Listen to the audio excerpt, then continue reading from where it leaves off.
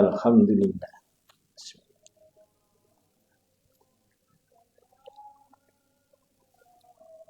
Assalamualaikum warahmatullahi wabarakatuh.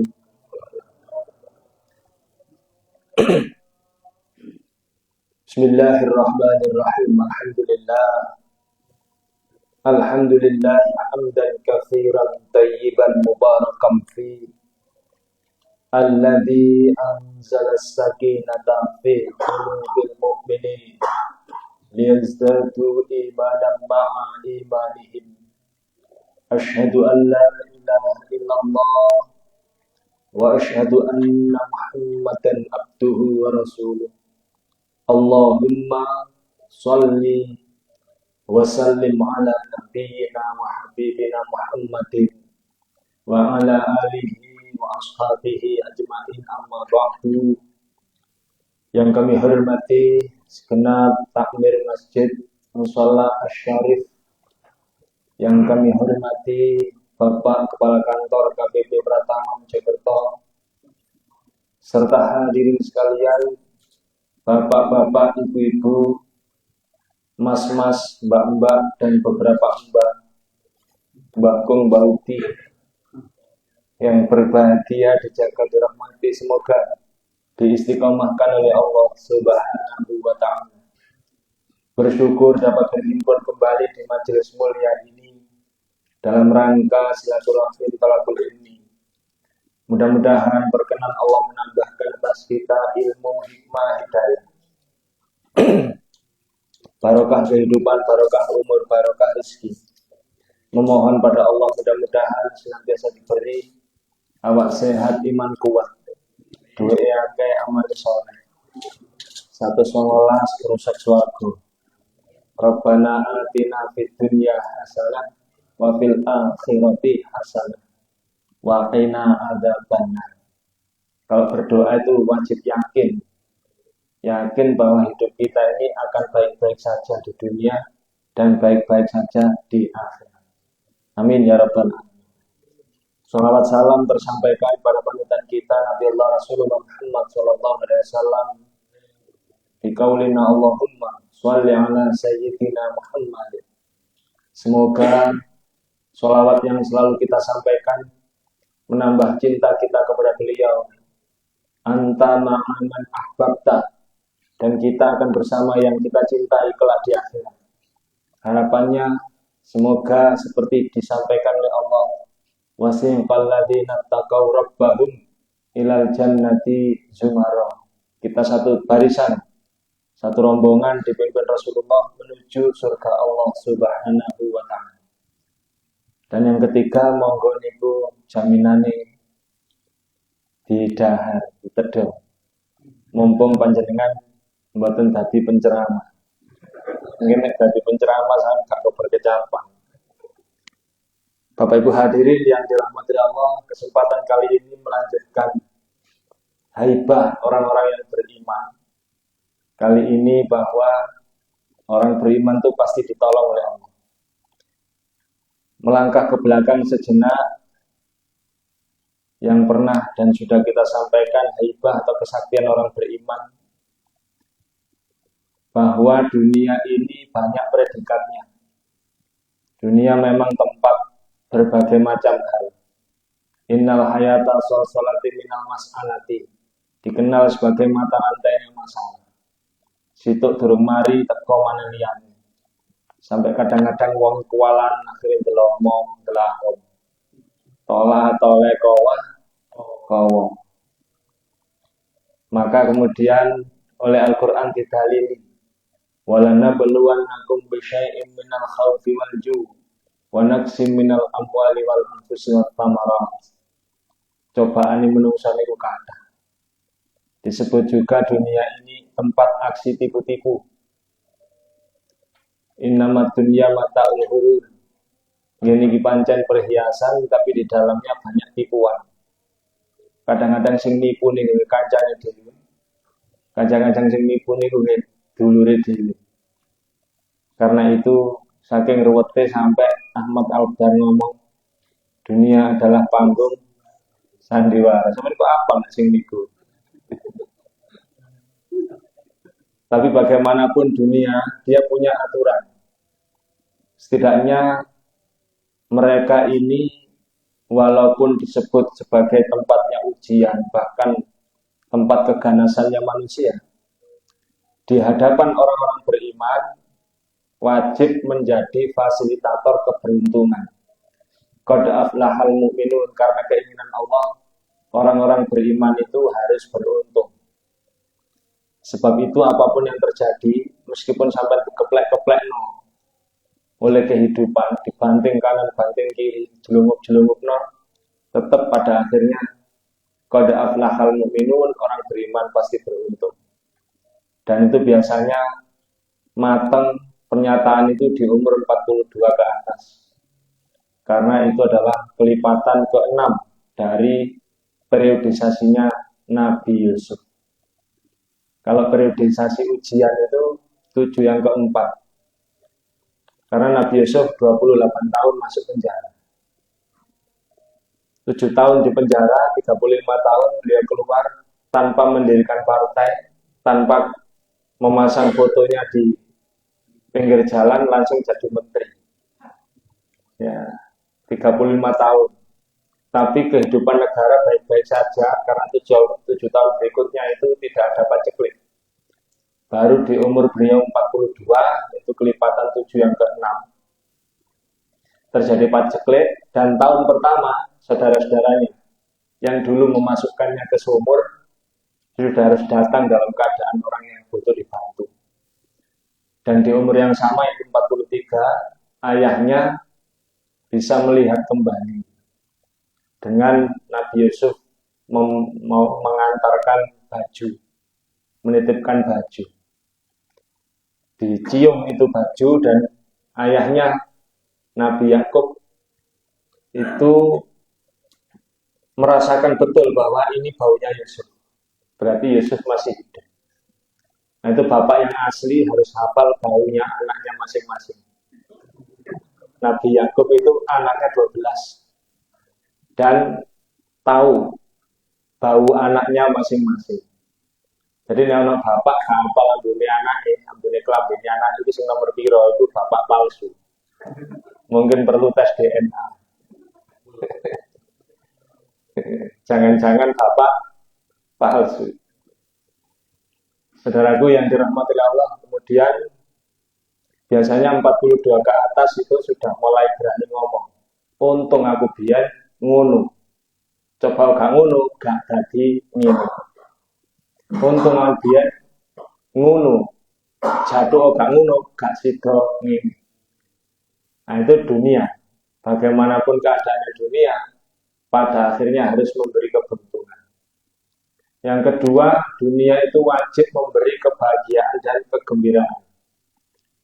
At-taibun al-abidun al-hamidun as-sarikun ar-raqiun as-sajidun wal-amiruna bil ma'rufi wan nahuna 'anil munkar wa hafiduna li hudutillah wa basyiril mu'minin. Dunia wajib memberi kegembiraan karena Allah menginginkan kegembiraan atas orang yang beriman.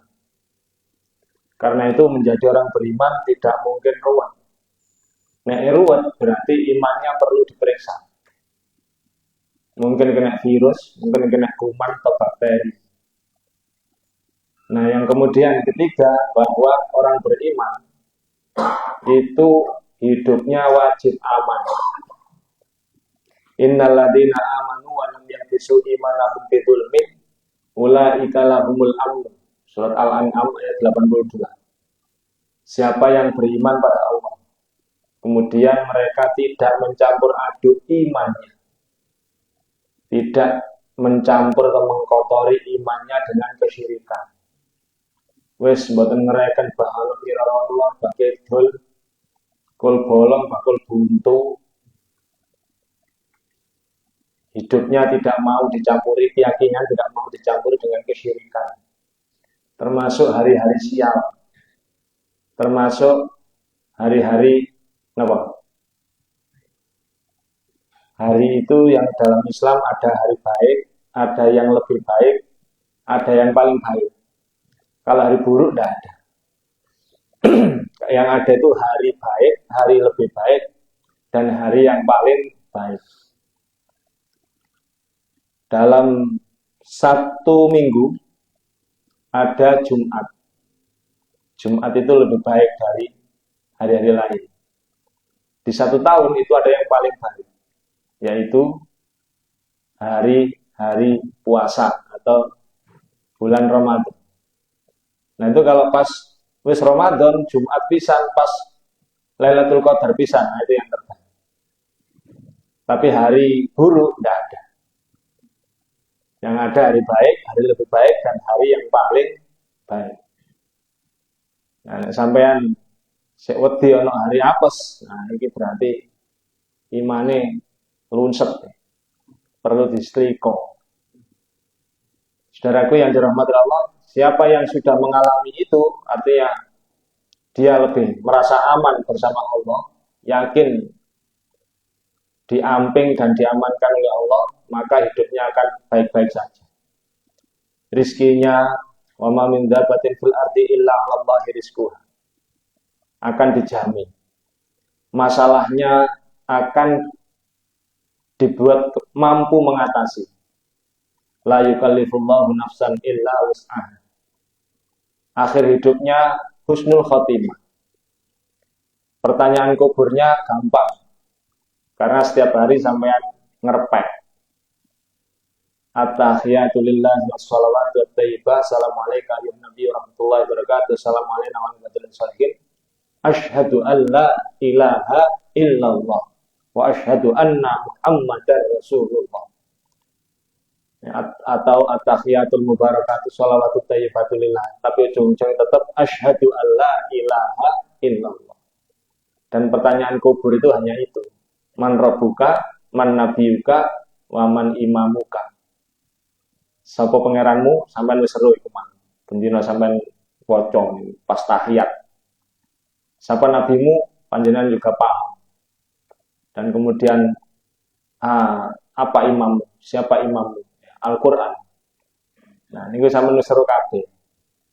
6. Naumatul arus, maka tidurlah seperti tidurnya pengantin. Setelah itu nanti di hari kebangkitan yaumul hisab, panjenengan akan diberi hisab yashiro, hisab yang mudah. Buka cover, delok pendahuluane, daftar isi, ini nek mahasiswa maksudnya. Terus daftar pustaka kok wis bener, langsung selebone surga. Masyaallah, amin ya rabbal. Innal ladzina amanu wa amilus solihati ulaika hum khairul bariyah. Jazaohum 'inda rabbihim jannatu adn tajri min tahtihal anhar khalidina fiha abada. Kita nanti semua akan mengalami masa orientasi sebagai penghuni surga baru. Karena sudah ada penghuni surga lama, yaitu para nabi dan para syuhada. Cuman kalau para syuhada itu mereka ruhnya dititipkan di tembolok. Napa teline burung-burung surga. Nah, sampean penghuni baru. Makanya mungkin dituduhno panggonane. Niki cak ruang tamu sampean. Niki kamar sampean. Nah, iki terasan sampean. Ternyata nanti orang-orang surga itu pada bertanya, kali ini pundi? Sungai mana sungai? Jadi minta tial anhar, karena keaslian surga itu akan ditanyakan mana sungai. Begitu sampai dituduhno sungai, surga asli. Lantas kemudian panjenengan ternyata masih bertanya-tanya, kalau ada surga seperti ini, hebatnya pemiliknya mana?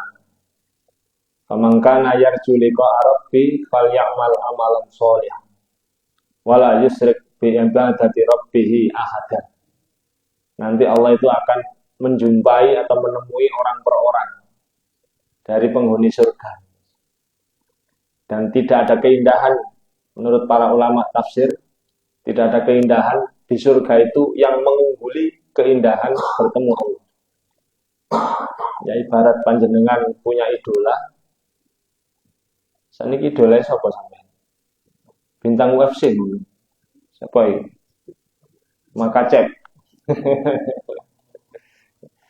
Kalau kita punya idola, kemudian kita datang ke rumahnya, anggur sudah dikeluarkan, pisang dikeluarkan, tapi pemilik rumah belum belum datang itu kan belum enak kita.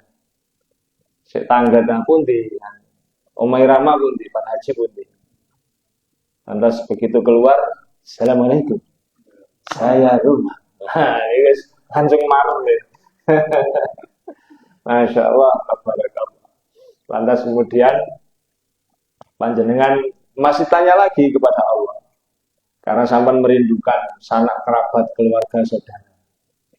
Maka kemudian jannatu adnin yadkhulunaha wa man salaha min abaihim wa azwajihim wa dzurriyyatihim. Ternyata nanti oleh Allah surga itu akan diatur ulang alamatnya. Jadi mungkin sebelumnya itu diatur sesuai urutan kematian atau kebangkitan. Tapi begitu sampai jannatu adn yadkhulunaha wa man salaha min abaihim wa azwajihim wa dzurriyyatihim. Saman bertanya mana keluarga-keluarga saya. Mak, bapak, mbah kula pundi? Terus bojo kula bingen pundi? Nah, yuga-yuga kula pundi? Maka oleh Allah alamatnya diatur ulang. Ini Allah sing ngatur ulang kan boten perlu napa pecah sertifikat. Langsung aja kun fayakun. Langsung ngarep sampean mak, mbah, bapak. Bojo sampean ono ndek kono. Terus mari ngono anak-anak sampean berada di dekat sekitar sampean. Jadi nanti berkumpul dengan keluarga. Nah, cuman ada pertanyaan bagaimana dengan istri yang menikah lebih dari 1 atau 2 kali. Jadi bojo pertama nikah terus mati ketiban pulpen. Cuman pulpen ini sak truk. Guling sak truk akhirnya mati bang. Terus bojo nomor loro rekreasi nang pacet ketiban kelinci. Cuman sak wite. Ketiban asem tapi sak wite. Bojo nomor 3 keracunan. Mangan jamur. Bojo nomor 4. Nah, menurut para ahli tafsir nanti dia akan memilih siapa yang paling soleh di antara mereka. Niku. Hadirin para rabu yang dirahmati Allah. Lalu suami-suami di surga dalam banyak penafsiran mereka itu meskipun sudah disiapkan bidadari-bidadari, tapi ketika istrinya yang dari dunia itu berhasil masuk surga, maka semua kecantikan bidadari itu kalah. Dan oleh Allah ditandai dengan mutiara yang ditanam untuk memiliki batuk pelmindian. Jadi pelmindian itu cuman mutiaranya berwarna hijau, bukan merah. Mutiaranya berwarna hijau diletakkan di tengah. Sehingga kemudian cahaya bidadari surga itu redup. Padahal bidadari surga kalau di dunia ya, kelingkingnya saja masuk ke alam dunia, itu matahari dan bulan sudah enggan bercahaya, sungkan. Nah, ngono iku bojo sampean kono. Lebih cantik dari bidadari. Sama aja ngomong lah kok iki maneh. Engko malah ngono sampean protes nang malaikat. Dia di dunia kadung ganti. Malah saiki nanti di sana sudah dirubah, Pak. Sing kegedean dicilikno, sing kecilian digedekno, sing kedukuran dindekno, digawe pas. Dan tentu diatur sedemikian rupa wis di apa istilahnya? Di mark up diatur ulang ya. Mboten settingan nduk kene. Nah, kemarin terus sampai di lagu iki maneh. Gak mungkin sampean mesti panggil ke depan. Mergo saiki unsum, Pak. Artis-artis itu wis duwe anak akeh, duwe anak 4, duwe anak 5 terus ubur-ubur daun muda. Sing ngono-ngono iku kemungkinan gak uman itu dari mergo napa jenenge kakean ruwet. Dari saya yang dirahmati Allah. Nah, itu nanti ulaika lahumul amn. Adapun dunia yang lain, dunia dan seisinya atas haibah atau kehebatannya orang yang beriman, itu kata Allah wa kana haqqan alaina nasrul mu'minin. Mereka itu menjadi fasilitator dari cara Allah menurunkan pertolongan.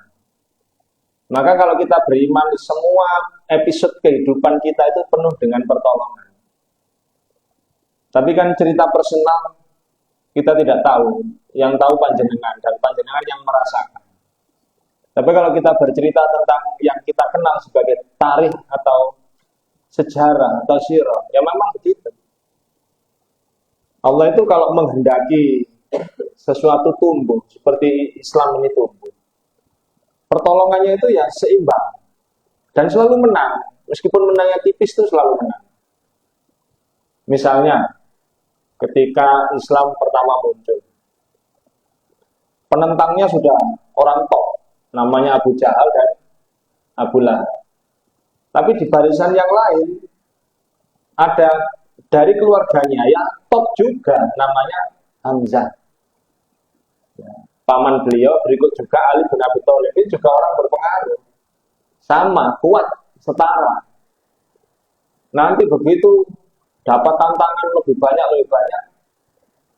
tidak diduga, tidak dinyana, orang yang paling keras pertentangannya namanya Umar bin Khattab, dijadikan oleh Allah sarana pertolongan, dimasukkan Islam.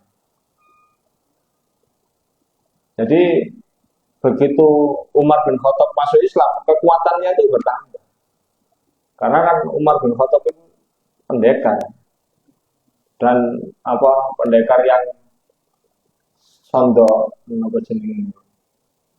aktif, gak pendekar menang ya, pendekar aktif, ahli syair dan jago gulat di pasar Ukasha. Nah, pedangnya saja itu 25 kilo. Nah, ini betul-betul sabetnya lagi rotonan ke leso dan tiba 25 kilo. Dan karena pendekar ya pernyataan-pernyataannya memang keren. Jadi ketika hijrah kan semuanya pada bersembunyi-sembunyi. Tapi Umar kan berbeda. Siapa sing kepengen bojone entar nona aku lho, ngono. Lampu merah padangan ngono. Ngono ya. Wah, aku seneng aku sama Umar. Enggak ada yang berani mendatangi. Nanti seiring waktu, ketika jumlah musuh yang memusuhi tambah banyak, hampir 1.000 orang, nah, kita punya 313 orang dalam perang Badar. Ya ternyata oleh Allah diturunkan pertolongan 1.000 malaikat. Berarti kan surplus, ada 313. Yang sebelumnya 313 ini bawa pedangnya nggak lengkap. 313 dari 3 orang itu punya pedang 1. Jadi bayangkan musuh wong 1000 kudu pedangnya lengkap. Kene pedangnya wong 3 duwe 1. Jangan bacaan sih tak nyelang konco kusik. Tapi akhirnya akan menjadi strategi. Jadi 100 maju. Kemudian mundur, diselangno kancane 100 maju. Sehingga lawannya itu orang-orang kafir berpikir kok wong itu ganti-ganti, wah kayak paling. Ternyata ganti-ganti. Tapi oleh Allah begitu Rasulullah berdoa, ya Allah, kalau hari ini sampai umat Islam ini kalah, mungkin tidak akan ada lagi yang menyembah Engkau. Jadi ngerinting dan malah hidupnya lah 1.000 malaikat. Mereka memakai ikat kepala berwarna putih. Ciri khasnya. Nah, makanya kula nek ndelok film kok ana ikat kepala ya, itu mungkin wong iku ngaji paling. Cuman sayangnya sing gak ikat kepala niku jan rembo. Jan rembo. Stallone nih. Sylvester Stallone gawe ikat kepala. Masa Stallone ini ngaji deh ini. Gawe ikat kepala model. Nah, nanti kemudian di perang yang namanya perang Yarmuk dipimpin Khalid bin Walid, itu jumlah musuh kita sudah banyak ya, lumayan lah, 40.000 kan sudah banyak. Cuman musuhnya 240.000. Kacak 200.000. Tapi ya, pertolongan Allah datang lagi. Bagaimana cara Allah menurunkan pertolongan? oleh Allah dikirim angin dingin bercampur pasir. Sehingga mereka nggak kuat, bubar. Tanpa peperangan, bubar. Kalah. Nanti juga begitu ketika umat Islam. Nah kalau ini berbeda lagi Pak. Berbeda lagi. Kalau ini Rasul sudah tidak ada. Dan Rasul itu pernah, ini wujud. Rasulullah pernah berdoa, lalu kemudian 2 dikabulkan, 1 tidak. Doanya Rasulullah itu setelah sholat berpanjang-panjang, Rasulullah berdoa 3 hal.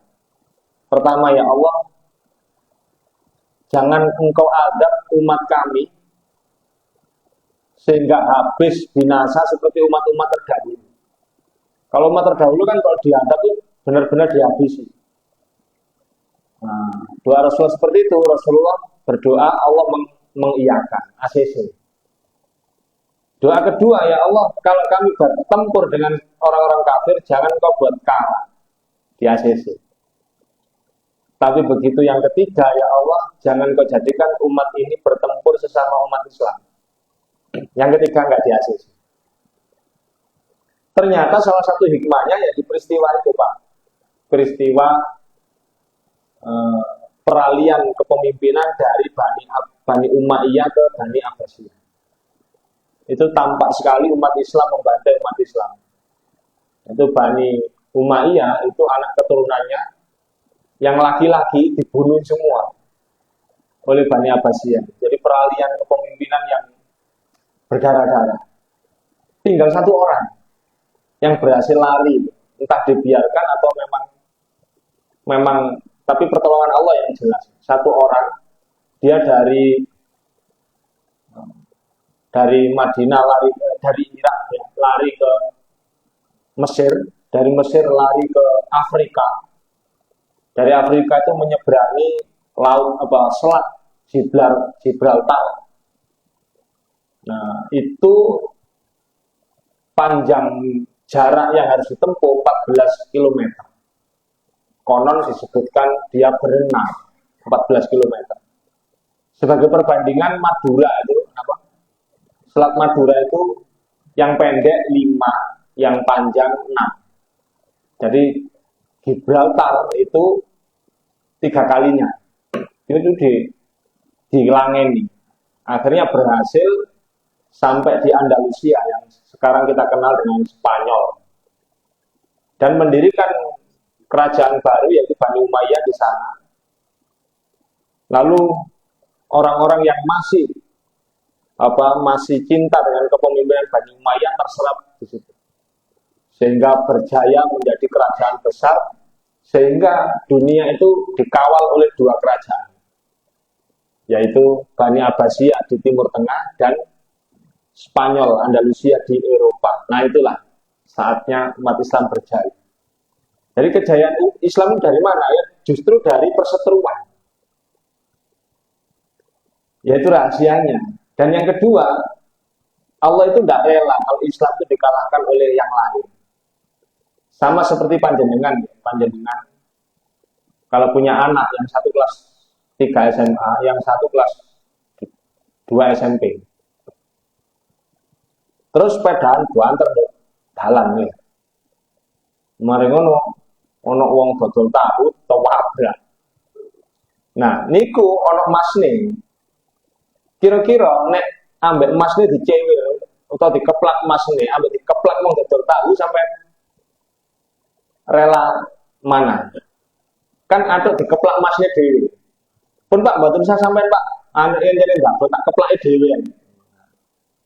Sampeyan masih rido nek masne dhewe. Nek coba sing wong dodol tahu mah urusane beda. Nah seperti itulah, jadi Islam itu nggak akan kalah dengan yang lain, tapi akan ada perseteruan dengan sesama Islam. Tapi ya hikmahnya itu tadi, nek perseteruan terjadi di kota, mencetak di desa, terus kadung iso ngaji, atau kono mulang ngaji, sehingga di sana nanti muncul lagi pondok baru, TPQ baru. Unsur begini gak cocok begini, gue masjid mana? Nah, dampaknya. Ada banyak masjid. Ya situ dinikmati ya. Pemanen di Jawa, ruwet nih. Tapi tetap penuh dengan pertolongan. Nah, 1 orang yang mendirikan Bani Umayyah itu Pak, itu bernama Abdurrahman Ad-Dakhil. Dan itu menjadi inspirasi bagi keluarga pendiri NU untuk menamakan salah satu putranya yaitu Gus Dur. Gus Dur itu namanya Abdurrahman Ad-Dakhil. Temen kok kayak kerum. Abdurrahman Ad-Dakhil tapi lebih dikenalnya Abdurrahman Dakhil. Ya sama delok akte ya. Ini namanya Abdurrahman Ad-Dakhil utawi jasa ya. Pokoknya asli loh.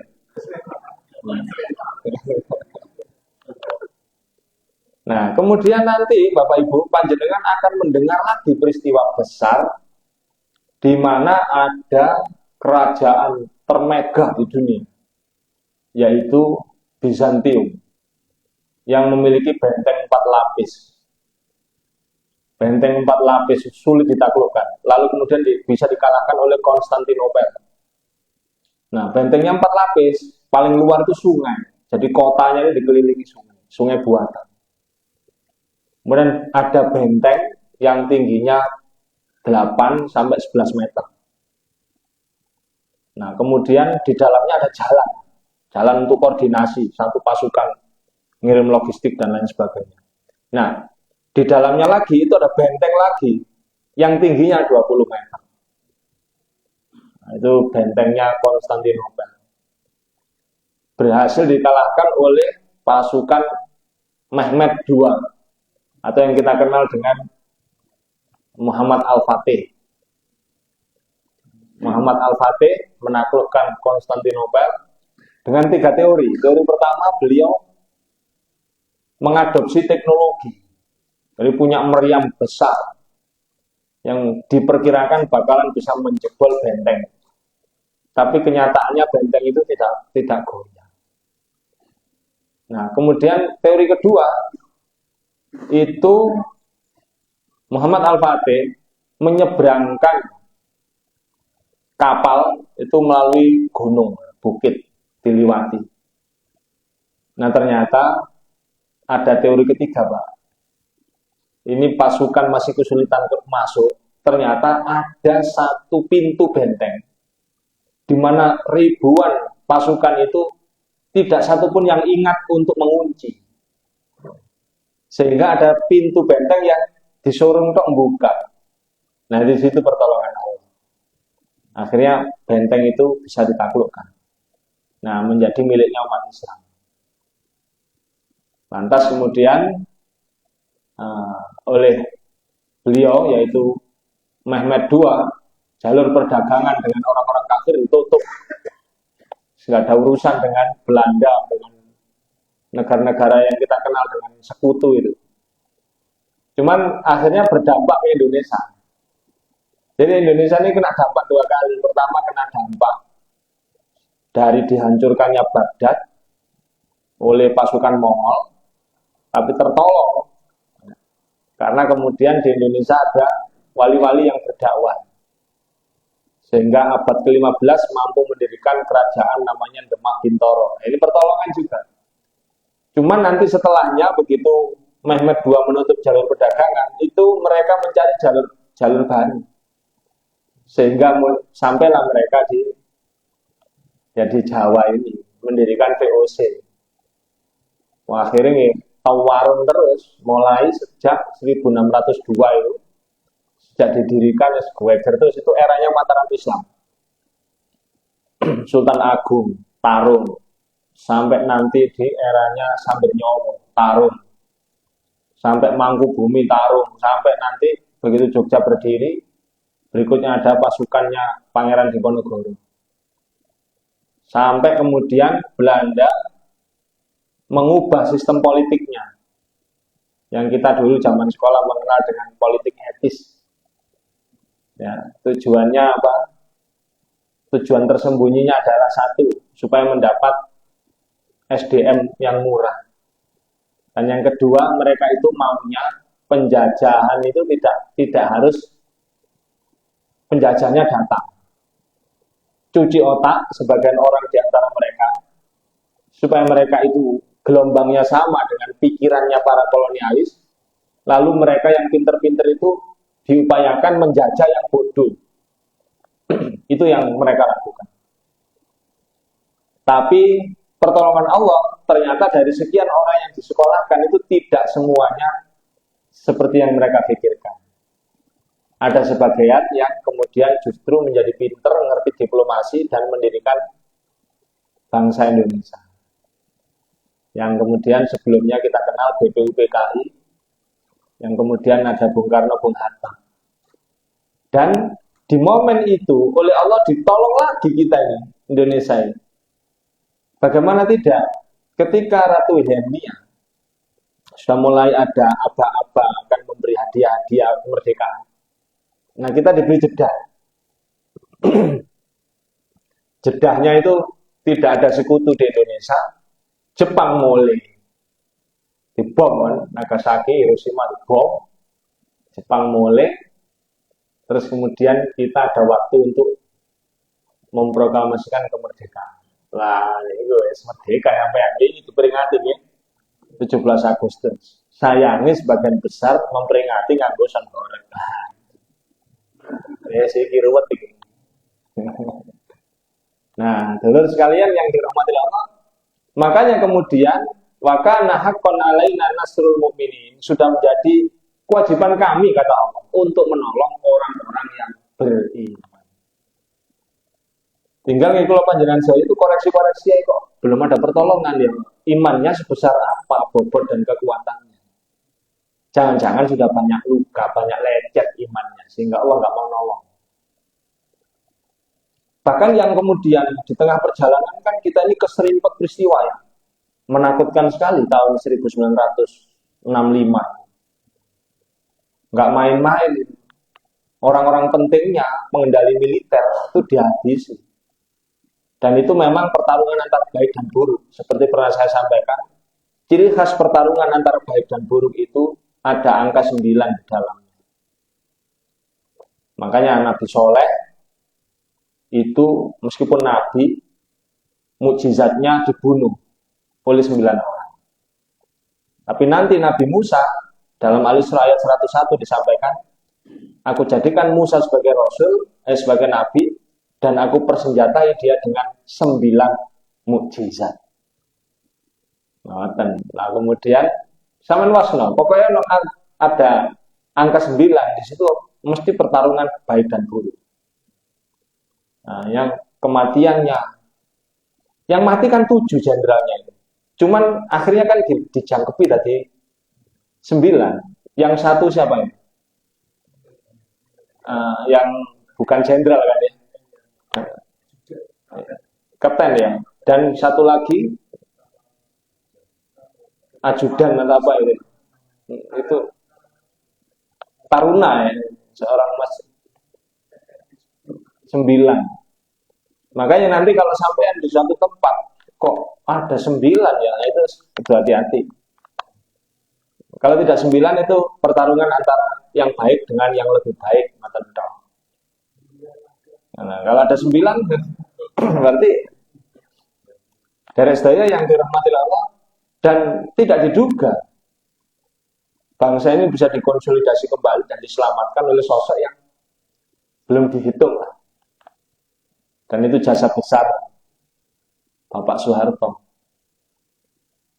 Keluar dari baik buruknya namanya manusia. Ada kelemahan, ada kelebihannya. Tapi jasa besar beliau, sarana dari Allah untuk menolong bangsa Indonesia dengan apa? Menyelamatkan dari ideologi anti Tuhan, yaitu komunisme. Dan ini para rawuh nyatanya ditolong terus, pertolongan lagi. Jadi nggak usah khawatir. Yang kita khawatirkan itu adalah jatuhnya iman dan merebaknya dosa. Selebihnya itu nggak usah khawatir, pasti akan baik-baik saja. Nah, ternyata siapa yang menjaga iman tetap subur dan menggawangi atau mengawal supaya manusia atau umat masyarakat itu takut dosa, itu ya pengajian itu. Makanya asli nih, bangsa, negara, gubernur, bupati, ya berutang budi ada wong ngaji-ngaji. Mengenai gak salah saja yang mengaji itu disangoni ini gak salah. Jasanya besar. Nggih, tapi yang ngono nek sing ngaji disangoni apa maneh state ya. Agak sih nggak setuju ya. Hadirin para tamu yang dirahmati Allah, saya kira itu dulu yang bisa kami sampaikan. Yang penting narasi bahwa Allah pasti menolong orang-orang beriman itu nyata ada dalam Al-Quran. Jadi panjenengan gak susah tadi wong iman nanti wong Islam mesti menangi, mesti ditolong. Sehingga kalau ada yang ditakut-takuti di sana sini dengan berbagai hal, gak mungkin terjadi. Gak mungkin terjadi. Ada sih anu. Kemudian robotnya kayak ngono ae menang kok. Islam mek 313 lho iso dadi sampe ini kayak dadi 2 miliar. Saiki wis 2 miliar kok wedi kok nopo lah. Kita ini hari ini nggak berdaya, Mas. Mereka pancen Islam ruwet. Kula merasa berdaya. Maka kan para tamu, semoga Allah membarakahi ilmu kita dan mudah-mudahan kita bersua kembali di kesempatan lebih mulia lebih barokah. Subhanakallahumma wa bihamdika, asyhadu an la ilaha illa anta, astaghfiruka wa atubu ilaik. Assalamualaikum warahmatullahi wabarakatuh. Alhamdulillah.